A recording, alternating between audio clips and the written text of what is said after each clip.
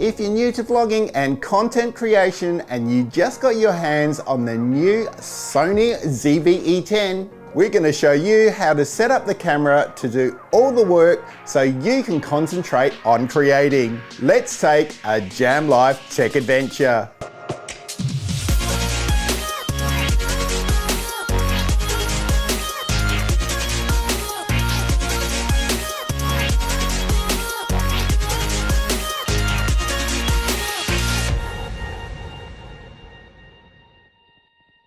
Welcome back to Jam Life Tech Talk. This settings guide is for people new to the Sony camera ecosystem who want to get underway as quickly as possible and rely more on the camera's auto settings, which by the way, the ZV-E10 does really well, and I believe it's built for. Before we get started, subscribe, ring the bell, and like the video.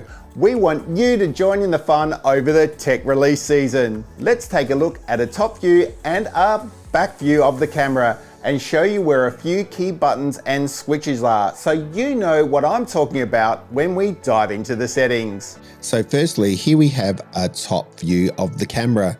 And firstly, you'll notice on the top now, which is different to other Sony cameras, we have the power switch, which turns the camera on and off basically. Just wanted to point it out because it's something different for this camera. And the next button I want to highlight is the actual mode button.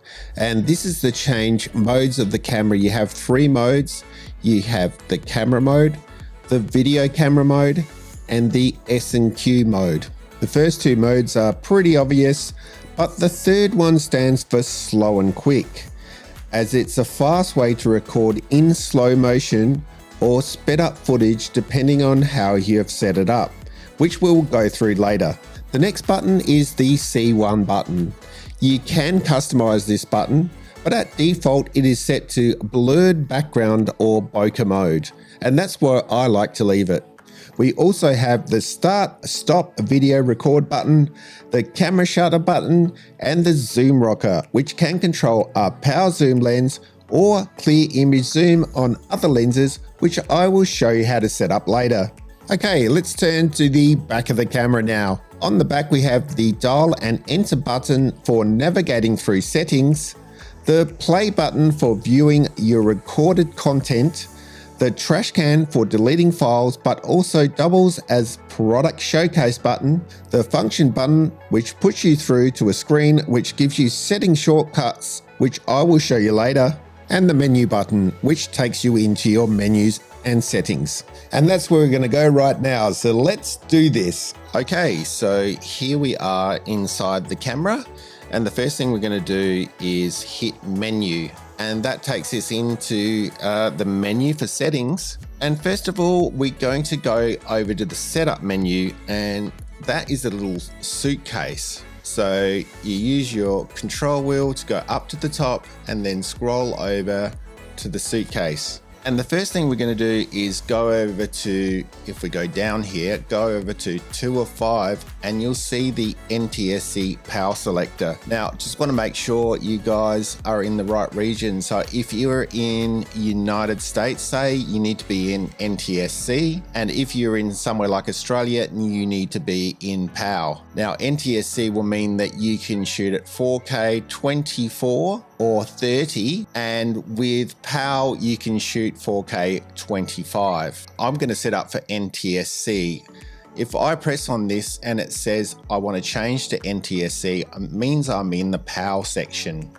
So we want to go up to enter and then change to NTSC. The camera will start up again and will tell you it's running on NTSC. So you click the enter button and then you've got the camera in NTSC mode. The next thing I want to do is go back into the menu.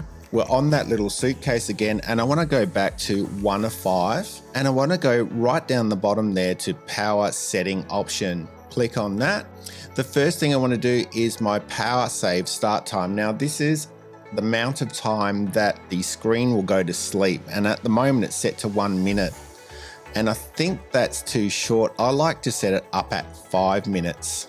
So I mean, you can turn it off, you can set it at 30 minutes, whatever you like, I find the best time though is 5 minutes. So we've set that to 5 minutes.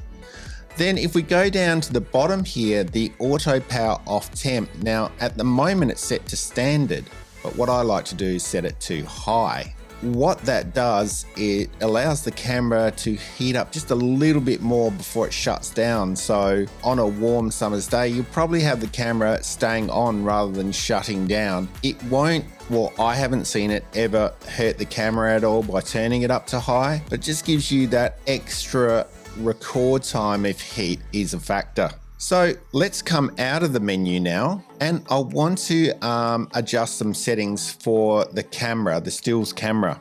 So first of all, we need to change modes because we're in video camera mode now. You can see it up there on the screen represented by a green video camera. So we just hit the mode button once and it'll go into S and Q. Twice it'll bring us into that stills camera mode. And now we can hit menu again, go back into the menu, scroll up to the top, and we want to go to that first camera setting there. And if we go down, the first thing I want to do is go to aspect ratio. At the moment it's 3:2 and it doesn't match up with the aspect ratio of video you will be shooting, which will be 16:9. So I just want you to change that through to 16:9. And as a vlogger, this is kind of important so that your photos match the same aspect ratio of your video. So that's a good thing to change. So the next thing we want to do inside the stills camera section is go to 4:11. So scrolling over 4:11, I just want to go to focus mode. Now, the focus mode at default is set to autofocus continuous, but I find that the AFA mode is better because when you slightly hold the shutter button down, it locks focus on whatever you want and then you can click on the photo. The next thing I want to do, by heading menu, just come out again. I want to scroll down to 9:11 now and go to the soft skin effect. Now, this is by default set to on, and you can do whatever you like with soft skin effect. You can turn it off if you want, and there are 3 settings that you can change to as well. You can go to high, low, or mid.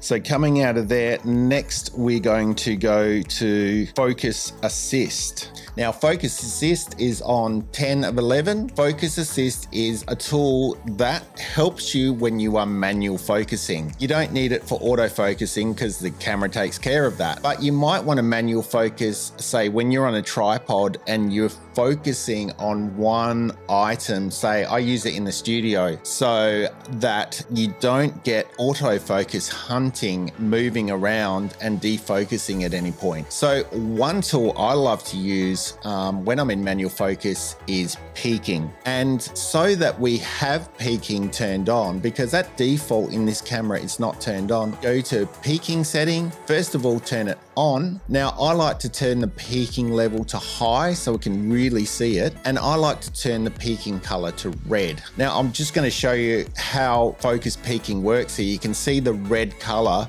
around what I'm focused on. And that's a really good tool when you're trying to find focus with a really small screen or you're outdoors and you can't really see the item on the screen. It helps with this peaking setting so that you can see what is in focus really, really easily. So now I want to come out of the menus again and change the mode to video, because we're going to change some settings with the video side of things. So now that we've changed the mode, we go back into the menu, we go up to the top and scroll over to the second camera. And the first thing we're going to do here is go down to file format. At the moment it sets to HD. Now I can't change it here, otherwise you can't see what I'm showing you on screen. It's just a limitation of this camera. But if you enter into this, you can see that you can change it to 4K, and you probably want to be recording on 4K to get the best details you can. Once you're in 4K, you can change the record settings to 24 or 30p. 30 frames per second has 6 more frames per second than 24 frames per second, giving you a smooth feel that works well for live events. but is less cinematic than 24. It's up to you which frame rate you're in, the more cinematic 24p or 30p. The next setting I want to change or show you is this S&Q settings. Remember I talked about it when we were looking at the top of the camera with the mode section, and S&Q stands for slow and quick. So if you enter into this, your record settings can be 30p and that's absolutely fine. But here's where your frame rate changes and where you can make it slow motion or say more quick like a time lapse. So if you keep your frame rate at 120, that means you will be recording in that mode in slow motion. If you drop it down to say 1, that means that you'll be in sort of a time lapse or quick. I like to keep mine at 120 FPS so that I have a quick slow motion mode to go to very quickly, because I find that's what I need quickly. When I'm setting up a time lapse, I always have a lot of time to set that up. So I've always got my S&Q mode on that 120 FPS. So the next thing I want to do is go to page 3 of 9 and I want to go down to steady shot and just explain to you the different levels of steady shot if you like. So by default it's set to active, but you can set it to off, standard, and active. With active stabilization, number one, there's going to be a crop. Just bear in mind with steady shot as well, it's not mechanical, but it's digital. So it will not work in low light. So you just have to bear that in mind. If you're in low light, I would recommend turning steady shot off and using Catalyst Browse or using a gimbal. So next, I want to go to 6 of 9. And at the top, we've got zoom range. And remember before I talked about clear image zoom. Well, this is where you can get that clear image zoom. So what it'll do for you is give you 2 times zoom without losing image quality.